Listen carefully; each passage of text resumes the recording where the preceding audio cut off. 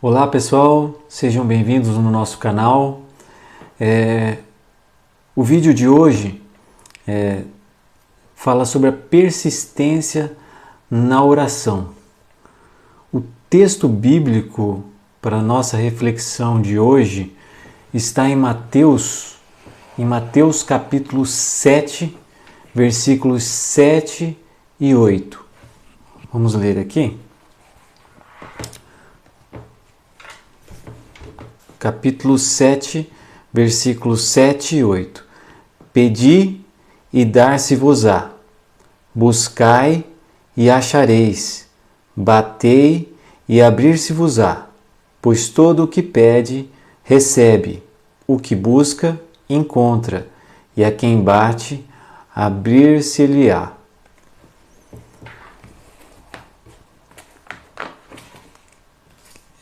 Quem falou literalmente, quem falou essas palavras na Bíblia foi o próprio Senhor Jesus, quando ele fazia o famoso Sermão do Monte, né? E isso foi registrado por Mateus. Durante esse momento, Deus, no caso Jesus enfatizou como a gente deve orar, né? Nessa passagem bíblica, a gente vê que não é um simples pedir, né? Mas a gente pode ver 3 verbos aí, né? Pedir, buscar, bater. A gente pode fazer até um paralelo, né? Quem pedir, receberá. Quem buscar, encontrará. E quem bater, abrir-se-lhe-á. Terá o seu caminho aberto, né? É como se a pessoa estivesse numa porta, né? E estivesse tentando passar por aquela porta e estivesse batendo para insistir com aquelas pessoas que estão dentro do recinto, que possam abrir a porta para ela. Então, a oração é um meio que podemos falar com Deus, né? E a Bíblia, entre outras formas, é uma maneira que Deus também tem, que Deus utiliza para falar conosco, né? Justamente estamos lendo a palavra de Deus e meditando nela, podemos entender que é uma palavra diferente de qualquer outro tipo de palavra, é uma palavra viva, né?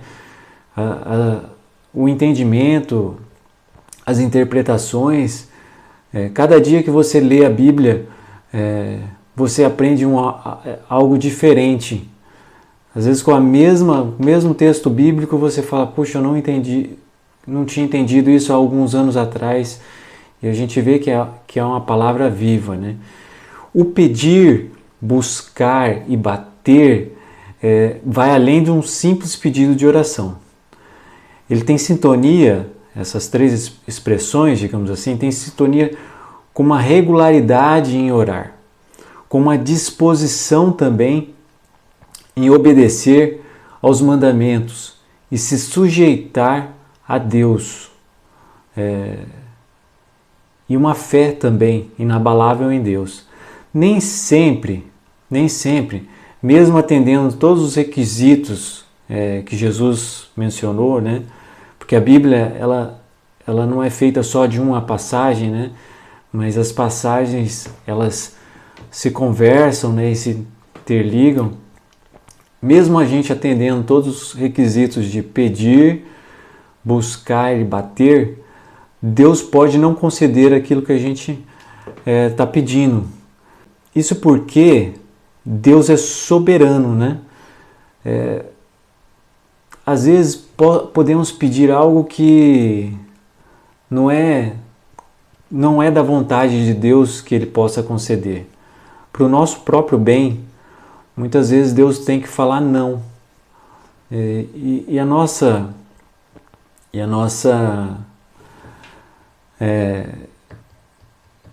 atitude em relação ao não, ou a algo espere, por exemplo, de Deus, não deve ser de revolta, né? Porque Deus, assim como o pai sabe o que é melhor para um filho pequenininho, né? Muitas vezes eu tenho 2 filhos pequenos ainda, né? Um vai fazer 5 e a outra vai fazer 3. A gente vê que muitas vezes eles querem fazer coisas que vão se machucar, né? E às vezes um não do pai ou da mãe causa chateação na criança e tudo mais. A gente tenta explicar, né, o porquê que às vezes o não tem que ser imperativo naquele momento. Mas pelo intelecto da criança, né, pela maturidade que ela tem naquele momento, por mais que a gente tente explicar até de uma forma mais lúdica, pedagógica, não somos capazes de fazer com que ela entenda. Então, da mesma forma, Deus tem o poder, a inteligência, a sabedoria muito maior do que a nossa, até em relação a essa comparação que eu fiz com meus filhos pequenos. Então, muitas vezes a gente bate o pé que nem uma criança querendo algo, e a gente tem que entender que Deus é soberano. Ele sabe o que é melhor, né? É um contrapeso ao que foi falado por Jesus aqui, né? Mas não que inviabilize qualquer coisa, qualquer informação que Jesus informou nessa passagem. O que ele quis dizer é que muitas vezes somos pouco perseverantes naquilo que queremos, né? Às vezes incomodamos, entre aspas, poucas vezes Deus. Oramos com pouca regularidade, com pouca intensidade, com pouca dedicação, né? Às vezes a gente se esquece que a gente tem alguns mecanismos de buscar a Deus, que é uma oração incessante, jejuns, e principalmente a questão de a gente estar se submetendo à vontade de Deus, obedecendo a Deus. Eu já passei por algumas situações que eu já orei por algo que eu queria e a resposta foi não. E passaram-se vários anos e eu entendi o porquê daquele não. É lógico que a gente tem coisas que a gente não vai entender mesmo, né? E a gente não precisa entender completamente os desígnios de Deus. A gente tem que... Deus não é um Deus que tem que prestar contas, né? Ele já provou, né, que é merecedor da nossa confiança quando nos criou, quando permitiu que Jesus Cristo morresse por nós na cruz do Calvário. Então, Ele é digno de confiança e a gente nem sempre vai entender os desígnios que Deus tem para a nossa vida. Mas a gente tem a possibilidade de confiar nesses desígnios, tem a possibilidade de acreditarmos nesses desígnios, porque a gente pode fazer até um exemplo, né? Muitas vezes, se a gente está num mar tempestuoso e a gente sabe que aquele que está pilotando o navio é o melhor é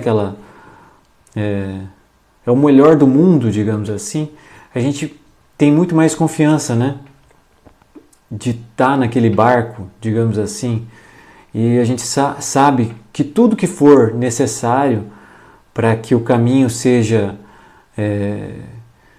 digamos assim, seja próspero, seja vitorioso, Deus fará na nossa vida. Nem sempre uma vitória é uma vitória e nem sempre uma derrota é uma derrota. A olhos humanos, né? A gente tem que entender que a confiança em Deus é se colocar se colocar nas mãos de Deus, literalmente se colocar nas mãos de Deus, obedecendo e acreditando que o melhor Ele fará. A fé, como a gente já está vendo, ela deve andar de mãos dadas com a confiança, porque não basta termos apenas fé, né? Eu acredito em Deus, mas também você confia que Deus pode falar não? A nossa fé também, ela tem que ser uma parceria, uma parceira da confiança. É uma espécie de fé, né? Uma fé que confia, uma fé que não coloca Deus como seu empregado. Deus não é nosso empregado, Deus não é nosso alguém que a gente pede e Ele vai obedecer, né? Deus é Deus, Ele é soberano, Ele é o dono do universo, Ele sabe de tudo, Ele sabe a minha oração, a sua oração, Ele consegue estar em todos os lugares, sabe o que a gente está falando, sabe o que a gente está pensando, e Ele tem o poder para tudo. Então a gente tem que confiar que Ele, por ser amoroso conosco, trará para a gente o melhor para a gente. Não importa se pareça que não seja isso. Nem sempre o que parece é, né? Então a gente tem que confiar. Todo esse processo de oração persistente, de oração persistente que a gente já falou, que é pedir, buscar e bater,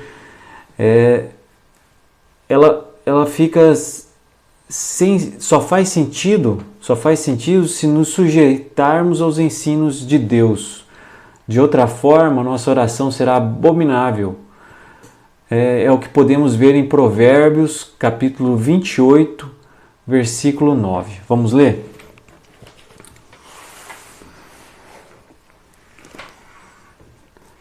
Provérbios, capítulo 28, versículo 9. O que desvia os ouvidos de ouvir a lei, até a sua oração é abominável. A gente às vezes percebe que muitas vezes a pessoa tem até fé, mas ela tem uma fé muito grande, mas para Deus a fé também não é suficiente, porque até o próprio Lúcifer tem fé, ele acredita em Deus, mas ele não obedece a Deus. Então, até a oração daquele que se desvia da lei, o que é a lei? A lei de Deus, né? Que está na Bíblia, que está nas palavras de Deus. Então, aquele que se desvia da lei, que não dá ouvidos, né? Que não dá ouvidos à lei, até a sua oração é abominável. Então, a fé, muitas vezes, ela tem que ser composta de vários fatores, né? E um deles, para você ter uma oração bem-sucedida com Deus, é a pessoa andar nos caminhos de Deus. Os verbos pedir, buscar e bater indicam uma proatividade do solicitante. A gente vê que a pessoa não é um simples pedir, né? É pedir, buscar, bater. O solicitante ele corre atrás, né? Uma proatividade dele, né? Ele corre atrás de Deus para ser atendido. Ele trabalha e se empenha para alcançar aquela bênção esperada. E diferentemente dos homens, Deus não se cansa de nos ouvir e de nos atender. Deus fica feliz de estarmos buscando Ele para resolver os nossos problemas. Não que quando a gente tem algum problema, a gente também não tenha que ter atitudes para resolvê-los, né? Porque muitas vezes a gente tem que resolver mesmo, mas colocando todas essas nossas ações nas mãos de Deus, pedindo para que Deus possa nos instruir durante aquele momento, que possa nos dar sabedoria em determinadas circunstâncias, para que Ele nos acompanhe em todas essas etapas, né?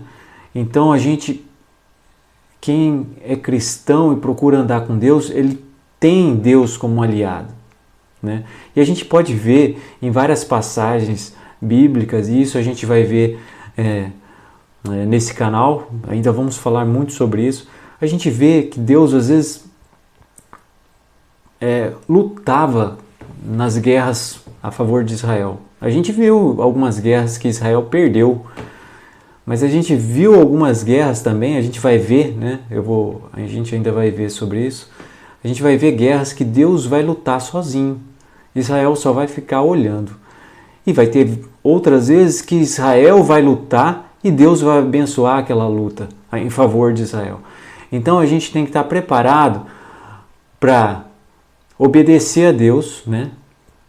Pedir, buscar e bater, né? Atrás dos nossos pedidos, buscar a Deus, porque a gente vai ter uma resposta.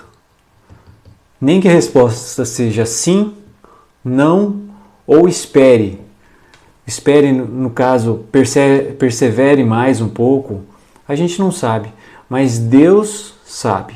Então, quando a gente estiver passando por qualquer problema, ou quando a nossa vida estiver tranquila, a gente não pode se esquecer da mensagem de Jesus, que é orar a Deus com persistência, com energia, com vontade. Não estou dizendo que a gente tenha que ficar gritando com Deus, qualquer coisa assim. Eu estou falando com energia, com persistência. Não estou fazendo também crítica nenhuma a ninguém. O que eu quero dizer é o seguinte, que a gente tem que buscar a Deus. É o que eu quero dizer, que é buscar a Deus com intensidade, com regularidade, proporcionando um momento especial com Deus. A gente às vezes procura separar um tempo para fazer várias coisas, né? A gente tem que trabalhar, a gente tem que dormir, a gente tem que se alimentar, mas a gente também se alimentar fisicamente, mas a gente também tem que procurar um tempo separado para Deus, para buscarmos essa companhia com Ele, né? E a gente só pode viver a plenitude com Deus, né, quando nós se dispusermos a obedecê-lo. A gente não conseguirá a plenitude da vontade de Deus se a gente não tiver submetido a Ele. A obediência aqui é a palavra-chave, obediência a Deus. Se a gente não tiver a obediência de se colocar nas mãos de Deus, muitas vezes a gente não vai poder ver o que Deus tem para a gente, qual que é a nossa missão com Ele, o que Ele gostaria de nos abençoar, não só em termos financeiros, que é o que mais o pessoal pensa, mas são várias outras circunstâncias, né? Até a vida espiritual mesmo. Então, aqui estamos somente de passagem, nossa vida aqui é efêmera, né? Viveremos poucos anos aqui, chutando 100 anos, basta, chutando alto, 100 anos. O que é 100 anos perto da eternidade? O que é 100 anos se você vai poder viver com Deus todo o tempo, né? Então a gente tem que estar vivendo um pouquinho com Deus aqui, para estarmos já ambientados com essa convivência. E esse é o meu voto, que todos nós estejamos preparados, que possamos estar empenhados a isso. Que Deus nos abençoe em nome do Senhor Jesus Cristo. Amém. Até a próxima.